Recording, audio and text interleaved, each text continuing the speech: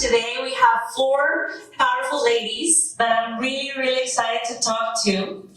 And I would like to open this session with one question for all of you. Each of you has turned vision into action in your field, whether through government, energy, social innovation, or trade. What common principles or practices drive successful economic development in action?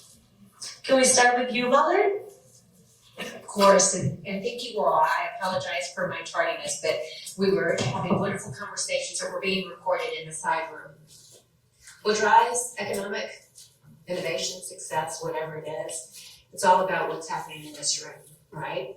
It's about working together, it's about talking, it's about understanding what each other's needs are. So many times with the different sectors that we have our own background, professionalism, the positions we hold, sometimes we become so focused on those areas that we forget, who's sitting beside us, who we need to partner with, what their needs and concerns are. So for me, it's not only about being on the top of your game for the position you hold, the sector you represent, it's also understanding who else you need. And not only what they can provide you, but what you can provide them. Where it is, there's overlap, there's opportunity to collaborate. And just being supportive. This event is a wonderful example of what it is to support. Of course, women, have a lot of sugars in my mouth because of my throat. But I think it's really about just continuing the support, not only as we here as women today, but also just in what everyone's doing around us. You might be able to have influence in supporting something directly or indirectly, but staying informed, supporting, and understanding, and how it is we can make every situation better. If it's your own project, if it's what a colleague is doing, help spread the word of good work happening, because it's amazing how we find overlap in sectors and relationships that we had never anticipated before.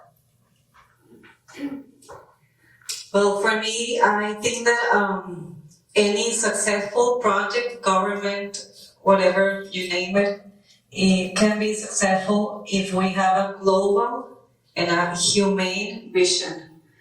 We have to understand the deeper purpose, the intention of what we're doing. And then by understanding the intention, we get the why. It's about the why, and then the how, and then the who, not the other way around. We have to understand that in order for something to be successful, we have to have collaboration and we have to create connection. The most successful companies and governments understand this, and this starts with the right education. So investing in human capital, investing in soft skills, and of course we need the hard skills, but we need the people to connect with their intuition, to connect with God, with the spiritual part. If we understand that we're all connected and we are all a human race, everything, if your basis is rooted spiritually, then you're going to start acting in a different way, because you're going to start looking for common grounds, looking for connections in between the people. And there's 3 types of people right now in the world. There's the givers, there's the takers, and there's the collaborators. And I think great leadership or wise leadership comes from collaboration, not competition. So we have to start changing since the school, since the young kids, the system we are living in. That's why the world is the way it is, because everyone is competing and trying to fight for resources. It's kind of sad and funny at the same way, because we have enough resources and there's enough for everyone. So how can we connect the power players to understand these deeper connections and to start working from their essence, from their true and higher self, instead of working from the ego. That's my point. And understanding that borders, and this is in the next question, I'm jumping to the next question, but borders are imaginary. There's no real borders. We are all the same species. So how can I help you in that region, and how can you help me? And how can we connect the dots and make it happen? And sometimes we have the right people and the right solutions, but that these people haven't met each other. So by creating platforms, by creating fellowships, mentoring, this type of events, as you were saying as well, these are power connections.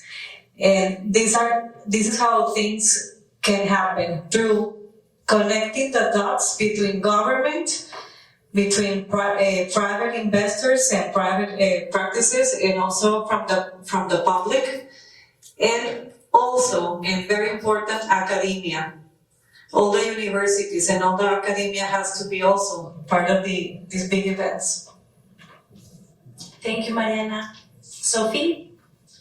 Hi everyone, first of all, thank you so much, Astrid, Ingrid, for the invitation and one year more being here and hosting this event. In my opinion, what drives economic development, I would start with to have a clear vision of what we want to achieve as a state, community, region, and so on. And I think I'm saying this not because he's my boss, it's because I truly believe it.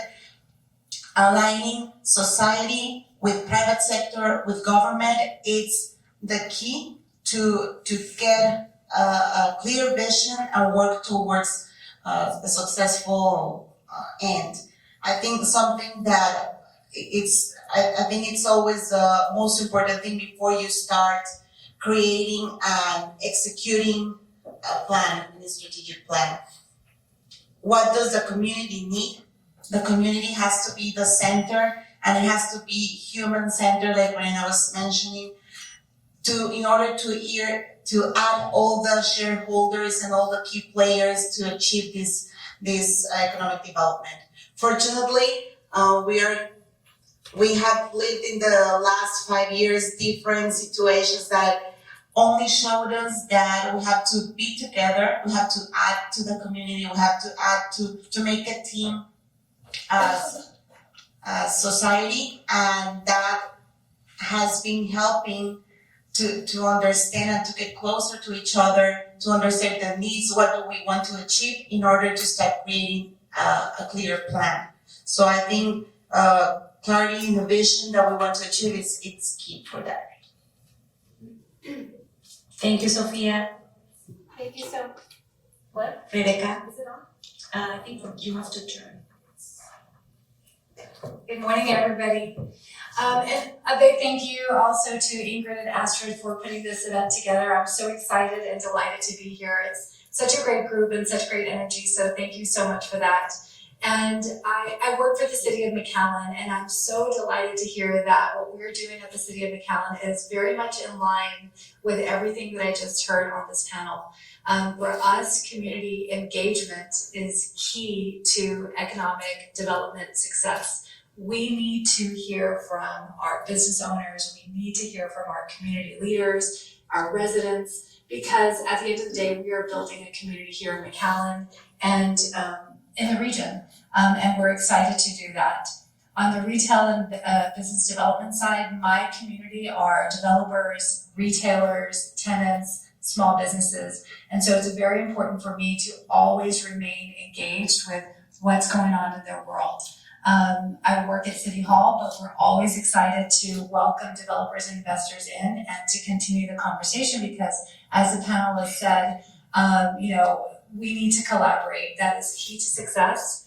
And I think that one of the things that I'm really proud about McAllen is that we don't gatekeep information. We're very transparent organization. So if there's any business people today in the audience, I'd like to invite you to come to City Hall and let us know what is happening in your world, because we want to make your world better. At the end of the day, McAllen and the region is here to enhance quality of life and make this place an amazing region and area to raise your children, go to school. There's so many opportunities here, and I believe that with our community engagement and keeping that flow of information back and forth will be a very successful key for us. Thank you, Rebecca. So I think the most recurrent word in this first round was collaboration, right? And since the event started, I was interviewed here outside, and he asked me, what is the one thing that you want everyone to leave this room with out of this panel? And I was like, I think that it is the meaning of teamwork. And I was right, because all of you have just confirmed that if we want to succeed, I think in any part of our professional life or personal life, teamwork is essential. Collaboration is key. So thank you, ladies, for reaffirming that today. And we're gonna start with our first question, directed to Rebecca again. So McAllen has become a model for dynamic growth in the Rio Grande Valley. How do you drive economic development through your work with the city, and what key initiatives have most influenced local prosperity? Well, I can't give you all my secrets, but if you lean in closely, I'm happy to share exactly what we're doing here at the City of McAllen. And thank you for positioning us in such a meaningful way. The City of McAllen is geographically in a very important place in the world. We are at the deep South Texas tip, and of course we border with our beloved partner in trade, Mexico. And so we have a lot of collaboration in many different languages. And, for us, it's very important to be able to position McAllen as a place where, investors can come in, developers can come in and have a tremendous return on investment. And so one of the things that we've done is we've established a platform called McAllen Means Business, where we have all of our data, information, and we've created a pathway for developers to be successful here in McAllen. Our doors are always open, and we welcome developers and investors all the time. And so, although economic development has a lot of moving parts, I think it's something that McAllen does very well. It's a team sport for us. Internally, we work with several different departments, domestically and internationally. And then we have very strong collaborations outside of City Hall, like the Chamber of Commerce and the EDC, which are very great, very strong partners. And these are the people that help us, carry the message, not only locally, but globally. So we're excited about that. McAllen Means Business means that anybody can come into McAllen, invest, be successful, and of course the city will always, hold your hand and shepherd you through the project. Because that's what we do and that's what we want. We also have great connections with our higher education venues, and also with, of course, venues across different countries. And so for us, McAllen Means Business means that we want you to invest in a city that will invest in you and have confidence in our city and in our region. Thank you, Rebecca. Once again, collaboration, right? Collaboration with all the key players, and also, we know that good leadership, good teamwork can definitely drive a regional transformation. Thank you. So we continue with Valerie. Texas continues to lead in economic expansion and energy innovation. Very important right now. From your perspective, what are the key drivers behind this success? Well, thank you. So the key drivers is first of all our history. I mean, we've always been a dominant force in energy economic development, always. So we have that foundation, we have that pride, we have that knowledge. But I think to continue the evolution and the increase in the type of energy that we use, that we acquire, that we maintain is education. I think we have a wonderful educational system, especially at many different levels, but I think at the university level, there's been so many improvements. I think there's a whole lot of effort and desire at the pre-K to 12. Always need to make improvements regardless of where we are, where we've come from, and where we are going. That constantly needs to, and I'm speaking as an educator, right? But that constantly needs to be evolving, improving. So I just want to lay that out there. I think there's a desire and a push, resources being put into place, and that will be an effort to continue. But with all of that, economic development can't happen without solid education, which makes workforce development available, obvious. It makes it ready, it makes it nimble, adjustable, and then there's going to be economic development after that. But with energy, we hear it a lot, especially in this last legislative session. We have the new Texas Advanced Nuclear Energy Office that has been open. It is being led by the new executive director, Jared Sherfield, and he is a leader in that area. He's going to do a lot with the resources that have been provided to him. And I think that, again, we have a strong history in the state of Texas with that type of energy, nuclear energy. They want to do more. But Texas is always going to be true to gas and oil. We've become a leader in wind and solar. So all of that needs to continue that path, because no matter what the economic development is, if whatever sector we're looking at, we all need energy. We all need to have it. We all need water. We all need the workforce. So again, it's us working together, providing the funding to make sure that we're able, we're nimble, we're capable, we're able to adjust and provide. But also, again, as we keep talking about, it's having the conversations and collaborating. None of this can be possible. Education can't happen without the discussions between industry, what's needed, with educators, how it's going to get done. And again, from the community, what type of citizenry do we want, right?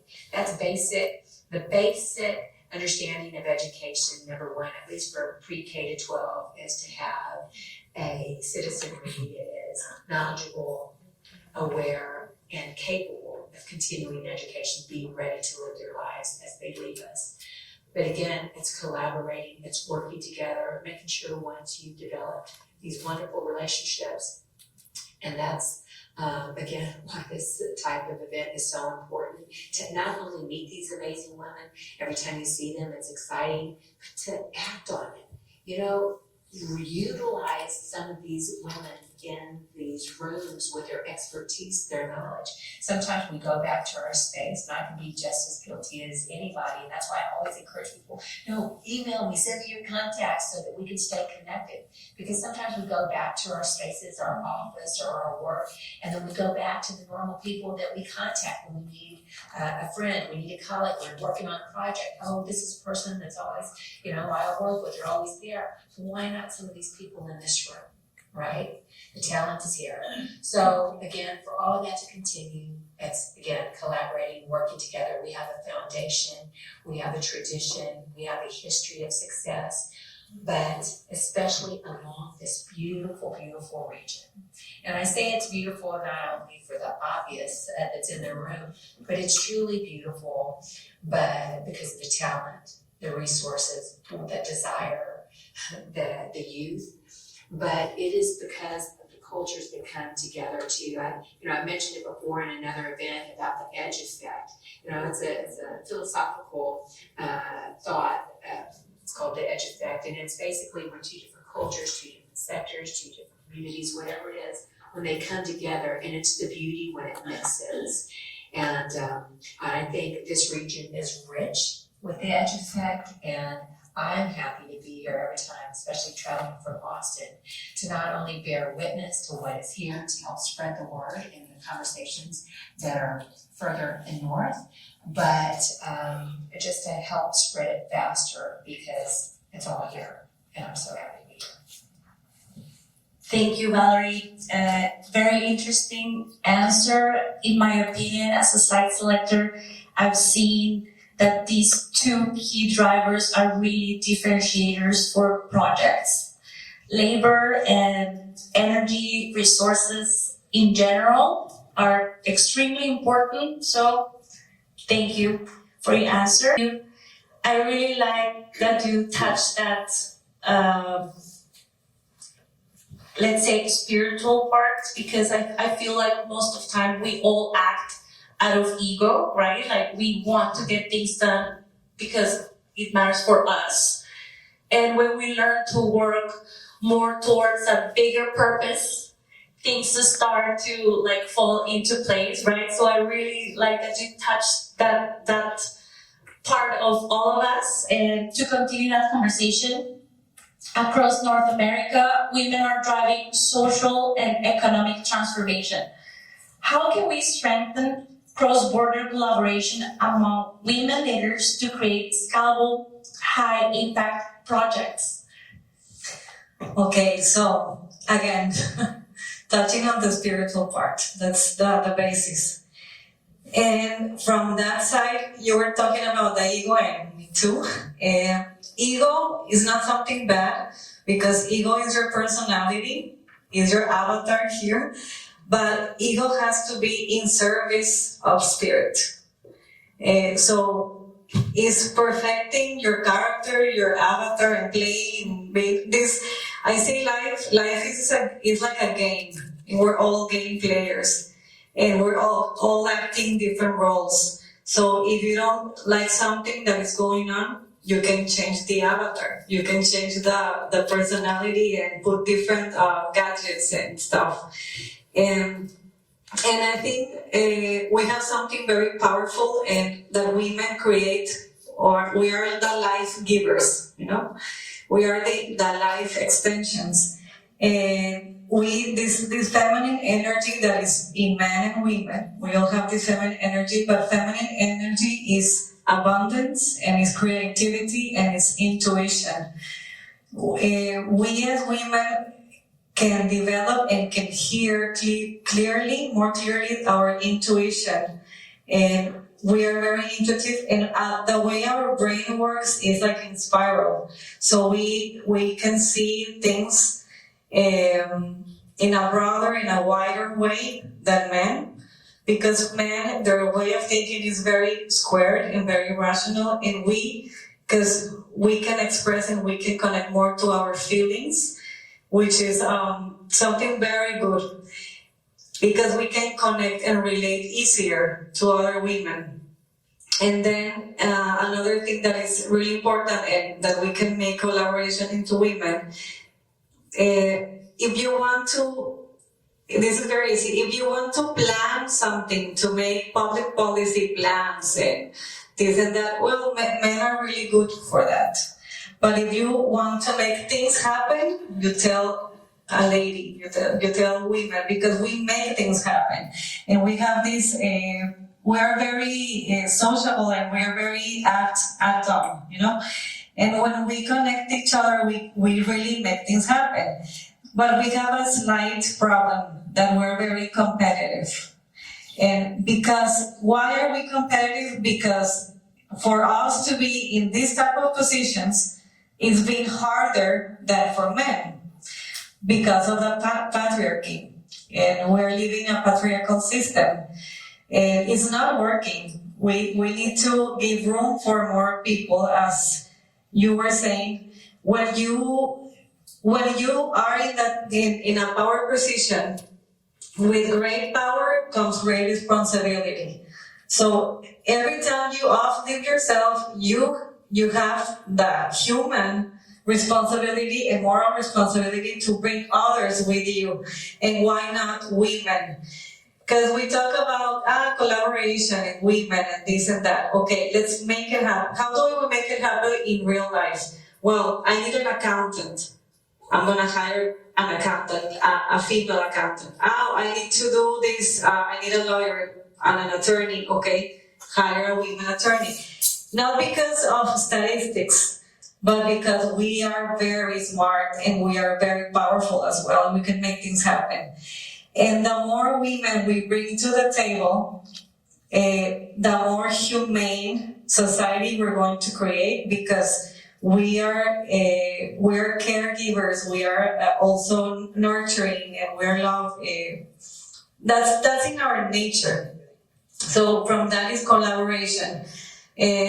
Also, I think we need to create cross-border platforms, initiatives, to connect each other, to make this networking, to make fellowships, and also make funding accessible for us ladies.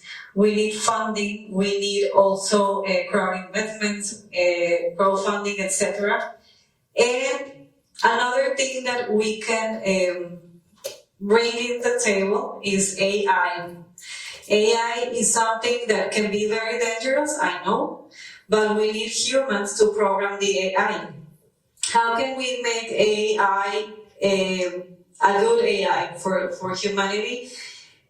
We have to be mindful of what information is nurturing or is being coded into the AI, because that will be the results that are gonna be around and available for the world.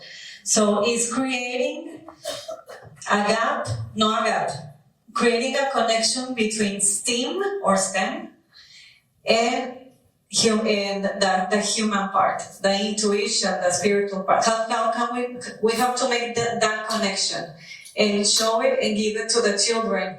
One of the things that I believe is the most important is emotional intelligence and spiritual intelligence, integrating that is wise leadership, mindful leadership, because it doesn't matter if you're really smart, if you're a mean person, if you don't care about just being richer or more powerful, and then you're just being bad to society. So it's about being ethical, not about being honest.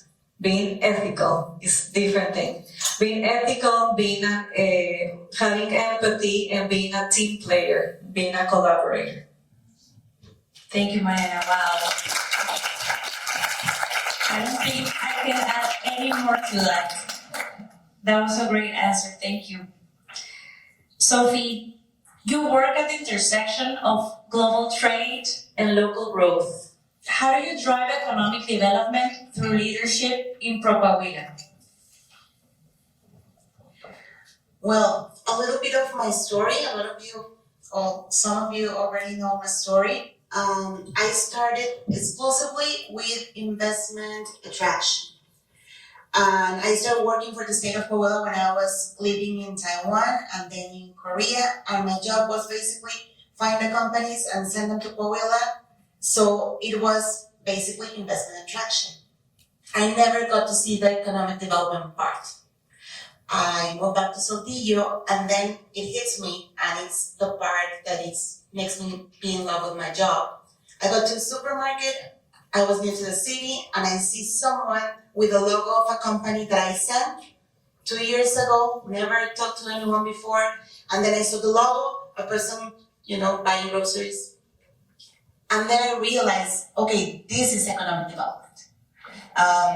So I started new, recently graduated, and then I started my school for this field was basically just, okay, I'm here, I like the job, I like my state, I like to promote it. And I think the key of leadership is being fully present. So if I truly believe in my state, in its advantages, also challenges, but how we can, improve the situation always. I think that it's the first part of leadership, that you truly believe in the cause that you are working towards. Then I go to the private sector for a while, always working in the same area. And then I come back to the government, and the story of ProCoahuila is that we are not the Ministry of Economy. It's a new office that depends from the governor. It's exclusively promotion for investment and tourism as well, but for investment.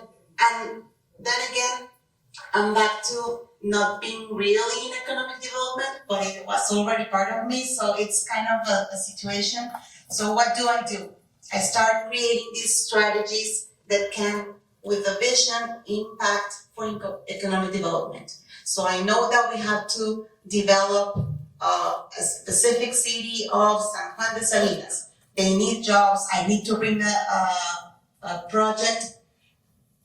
And first of all, I liked and I tried to transmit all my love and passion for things to my team. The team was already created when I got to ProCoahuila. They tried to work for a few months before I started with them. And I think the best way that they can be part of and get into the cause and get into the project is just transmit how you're going to do things, be there, that they can see with your example, your commitment to the project. And that works as well for all the companies that we receive as investors. If they see that I don't like the 24/7 phrase, but if you're pretty good responsive to their needs, you are active, proactive, trying to land the project, to get solutions, to find exactly, and also not trying to get any advantage of them. Probably they all come and they ask for Saltillo. For me, it would be easier to land a project in Saltillo, but if I have this this vision, try to make everyone, and that includes as well the investors, into my working toward my goal. So I think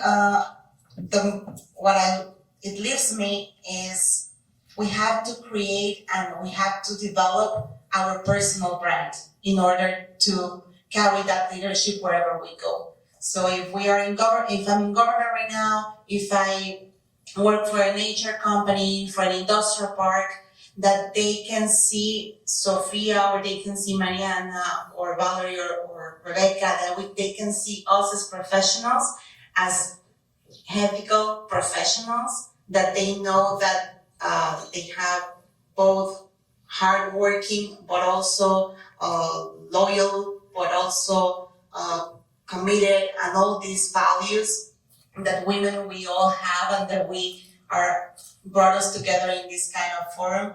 I think that's what will lead the team, that's what will lead the community, and that more people can get. At the end of the day, of course, I follow a general and a greater vision that it's pretty clear. And the governor said we have to develop all the cities and we have to get projects to all the cities in Coahuila. That's the goal, the general goal.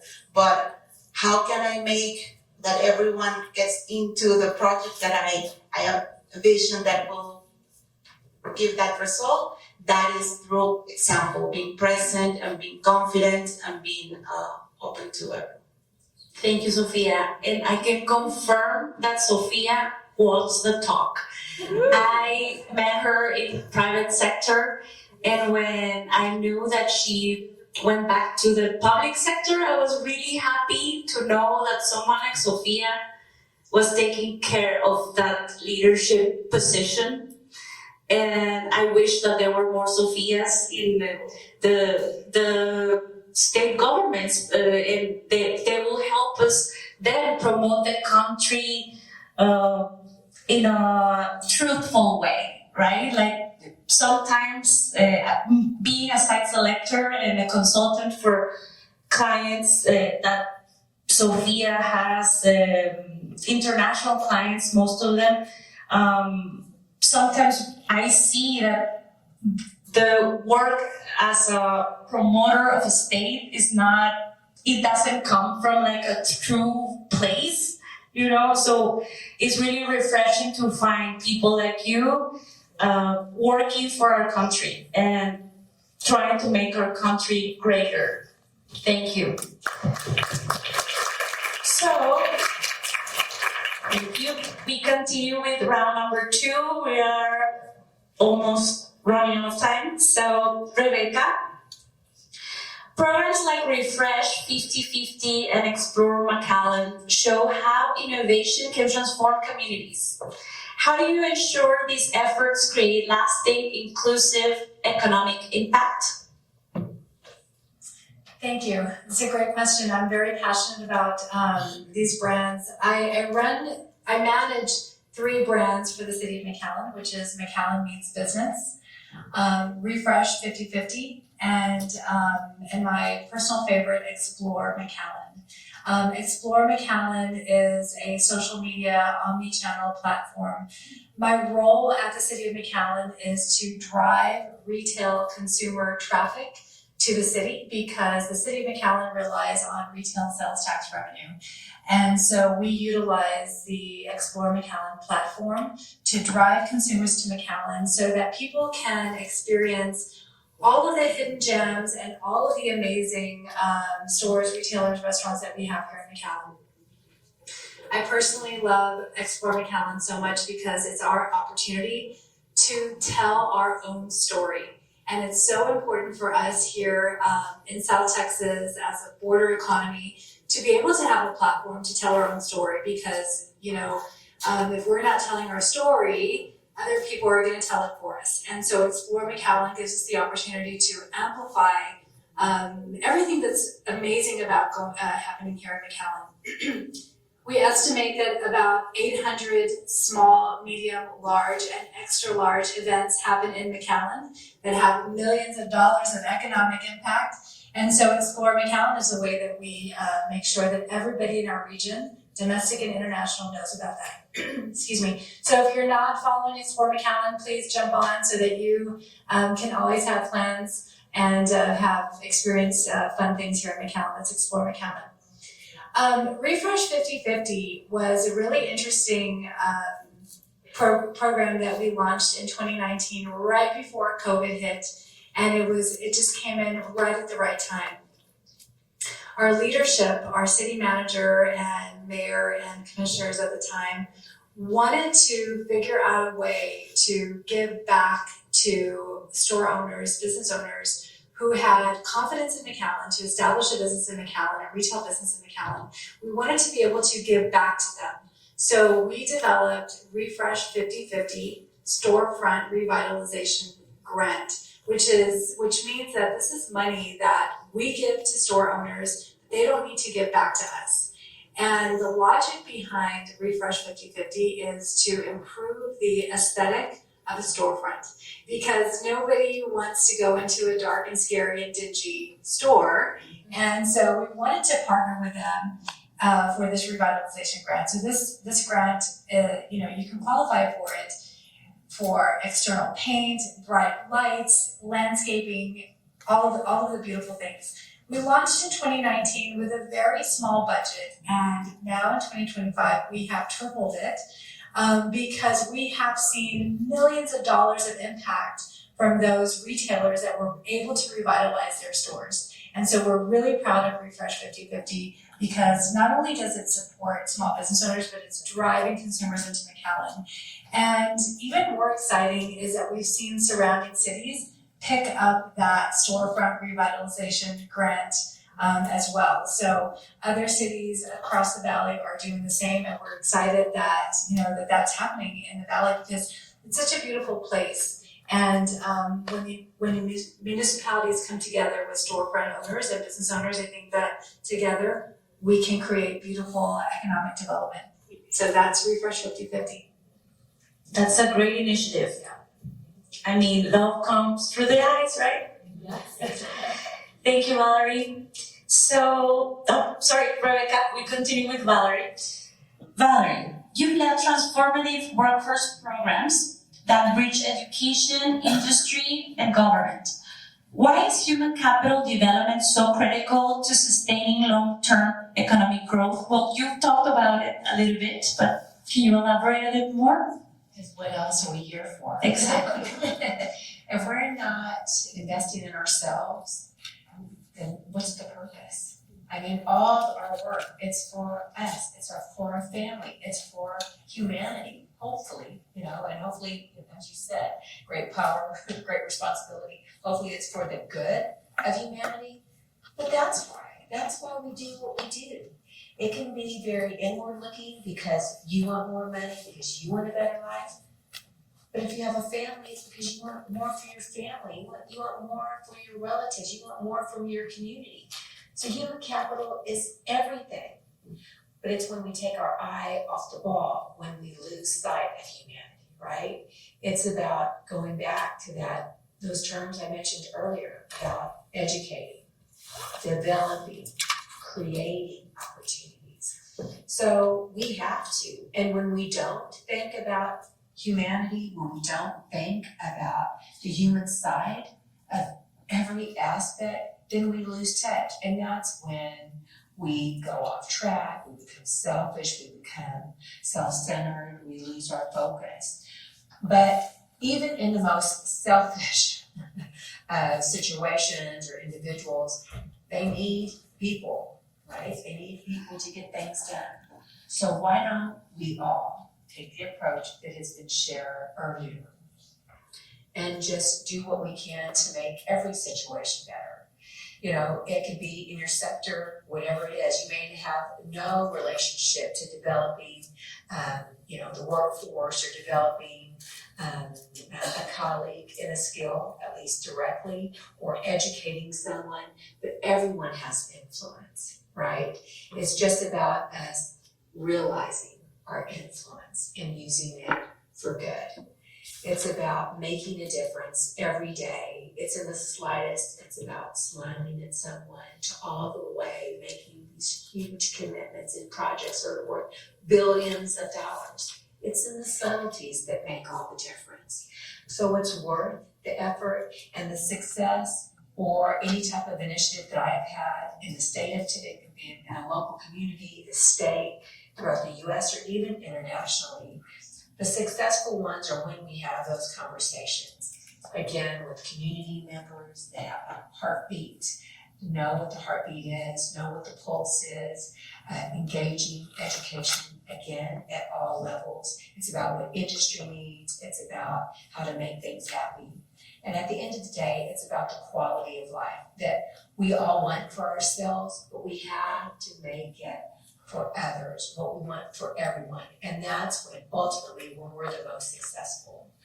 So we're making programs, again, utilizing each other's resources. You may have something that I don't have, but let's work together and fill in the gaps.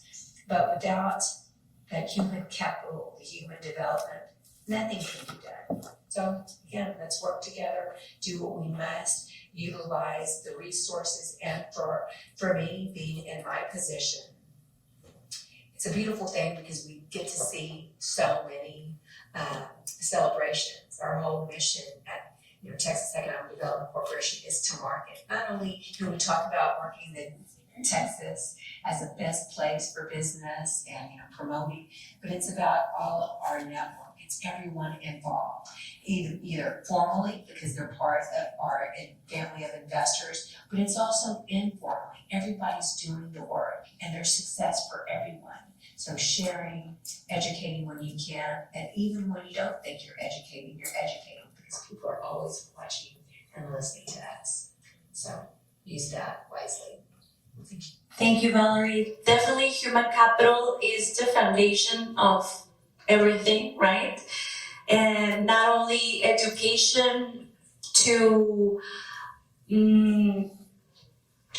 help industries, but also developing quality of life. I really like that you brought that up because less and less companies think about that. I didn't have that criteria in my reports, in my site selection reports, until one company was like, what about quality of life? And I'm like, I like you. Yes. So thank you for bringing that up, and let's keep bringing that into conversation. So to continue this round and to finish, oh my God, we have 4 minutes. Mariana, you've demonstrated that emotional well-being and mental health are essential for sustainable growth. How can organizations and governments incorporate emotional intelligence into their economic strategies? 2 minutes. Okay. I'm gonna try to summarize, but understanding that all decisions that humans do come from emotion. Emotion is energy in motion. So, and emotions are connected to the attention. Where attention goes, energy flows. So we have to teach people and to teach leaders, most importantly, how to manage emotions because they are the decision makers. And a bad decision can affect a whole community and the whole world. So training your emotions, the way that I see it is through mindfulness. What we do in meditation and what we do in contemplative practices is observing the essence and attaching or de-attaching to the thoughts. Because we have more than 60,000 thoughts per day. And thoughts are mental images that are full of emotions. And thoughts and emotions create feelings. Feelings create actions. Actions create patterns. And at the end, we have results, no? So it's looking inside of us and de-attaching from the thoughts because we are not our thoughts.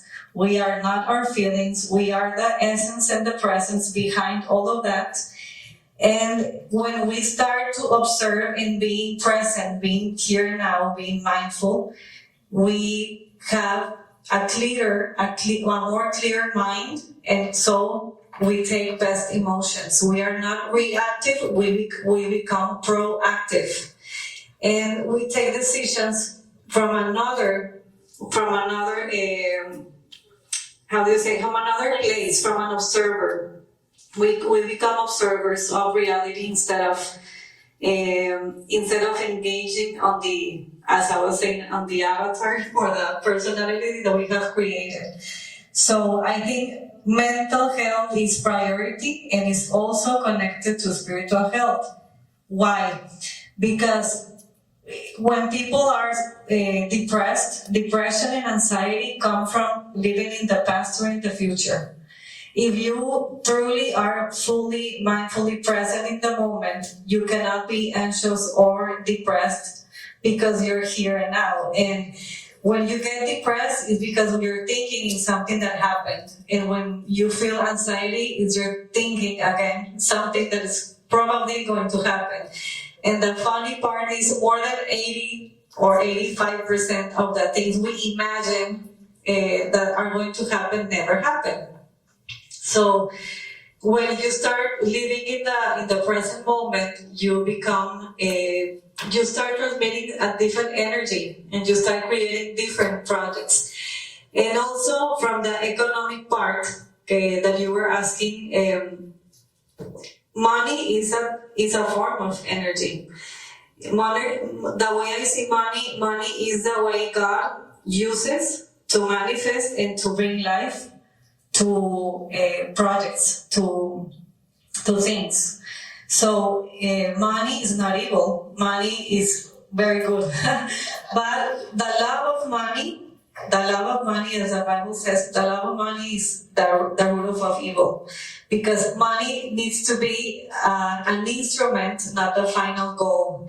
And the thing is, money has its own personality. When you start studying the money, like what is money, what are the codes of money, and what is the personality of money, you understand that money needs to be circulating.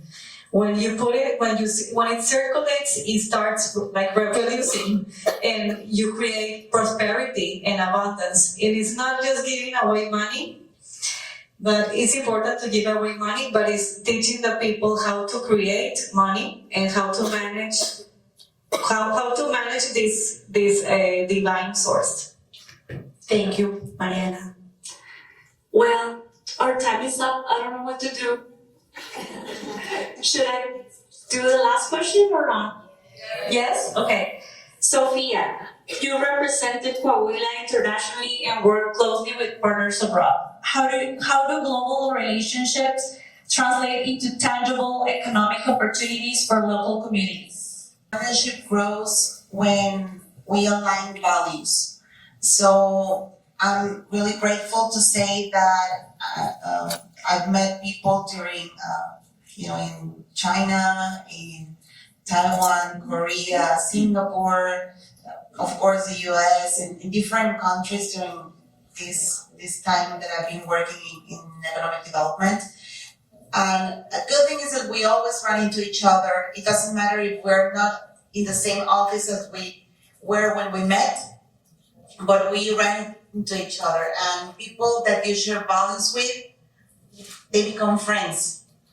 And a proof of that is now, like, here's Addis, here is yourself, Astrid, Karen, Norman. We start becoming a group because we share these values, and it's easy to make a team with people that share values. So I think the key for a successful team and to great results is that we all work together towards this. Internationally speaking, even with people that perhaps don't go into the friend space because different reasons. If someone is hardworking, if someone is proactive, if someone is professional, if they want to make a change, it doesn't matter if it's for their own company they represent, because for a government or for any reasons, it's someone that's worth making a team and keep surrounded by those people. I think everyone wants to make the best we can of every single day we're living, and that's a great way to do it. And if you're doing it with friends, it's even better. So I highly recommend to find your friends within your working circle. It becomes fun to do it with. I agree. Thank you, Sophie. Thank you, all of you. I have to learn